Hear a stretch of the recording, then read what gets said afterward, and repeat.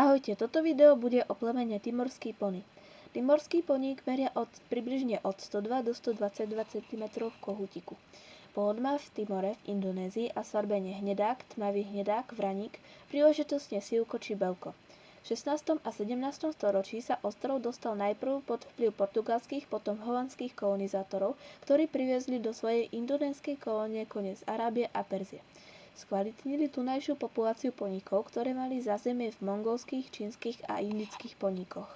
Napriek tomu, že k timorskému ponimu boli prikrížené aj púštne plemená z Blízkeho východu a že na Timore sú rozsiahle savany, ktoré sú suché, tvrdé, no majú výživné pastviny, zostáva timorský poník najmenším indonéskym plemenom. Je húževnatý a čulý, bežne unesie dospelého muža pri práci s dobytkom, čo za mňa není úplne najlepšie, keď meria meter.